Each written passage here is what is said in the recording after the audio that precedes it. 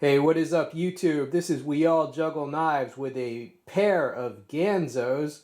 The orange knife is the G733, and the Digicam is the G734.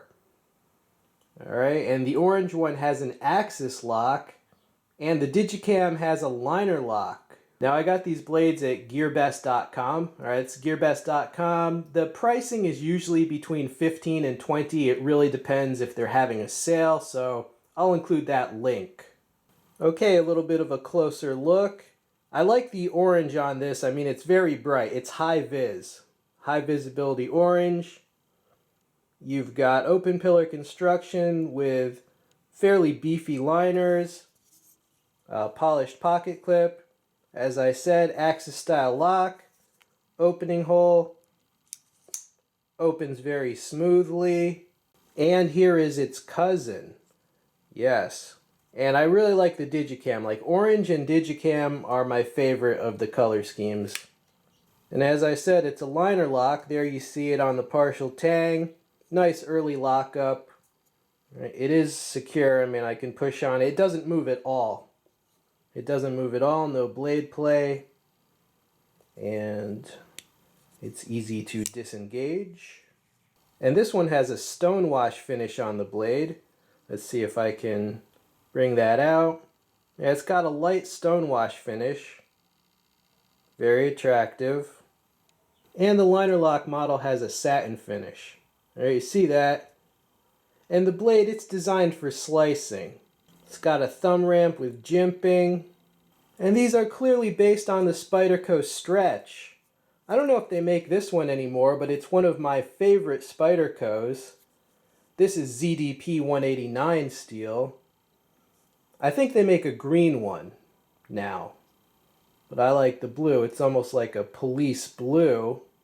Yeah, without a doubt, the SPYDERCO stretch in ZDP is one of my all-time favorite everyday carries. Okay, but you know, because of the steel and it being made in Japan, the price point is far higher than these. You know, these are budget versions with different locking mechanisms and a much less expensive steel. So are these blade shapes identical? Almost, but not quite. You have to look closely. Do you see the big difference? The Ganzo has a sharpening choil right at the base of the edge. You see that? And also the jimping is different. Basically, the SPYDERCO jimping is more densely packed and it's a little bit sharper. And there you see a close-up of that sharpening choil right there. So, which is better, a liner lock, an axis lock, or a lockback like the SPYDERCO? You know, people do not agree. That's why there's all different types of locking mechanisms. The liner lock is probably the easiest for most companies to make, so part of the low price of that one is just because the liner lock is ubiquitous. So, overall opinion on the design. Like I said, I love the blade shape of this stretch. It's a slicer, and for everyday chores, slicing is usually what you're doing. I mean, whether you're slicing up food for food prep, opening a package, you're basically slicing it open, cutting cordage, you're slicing through the cordage. Even for self-defense, I mean, aside from thrusting, slicing is probably the most common technique used. So yeah, a specialized slicer with that full flat grind, yeah, I dig it. Now, should you get this instead of the stretch? No, I mean, if you were planning to buy the stretch, don't let this stop you. I certainly didn't. Now, if you want a really solidly made beater knife, as I said, that you can use and abuse or maybe give as a gift, and you don't really care about having an expensive steel, then this is the way to go. You know, some people, they poo-poo on cheap knives. They say, oh man, you get what you pay for.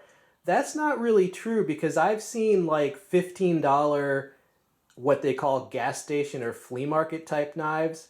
$15 knives, which were completely inferior in every way to these $15 Ganzos. Like, honestly, if you bought 10 $15 knives from 10 different companies and you put them up against the $15 Ganzo, the Ganzo would come out on top because it's more the quality level of a $30 to $35 knife.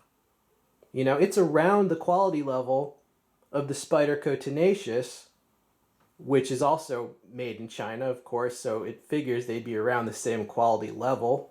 I'm really glad these are available because, as I've said before, I hear from people every day who live in countries where, one, they can't even purchase a Spyderco. They don't even have knife stores in their country that sell them, and they can't use US Amazon. And two, if they could buy one, it would be like twice the price that we pay in the US. And I mean, that's crazy. All right, you two. Well, I hope you enjoyed seeing more budget blades. This has been We All Juggle Knives. I'm out.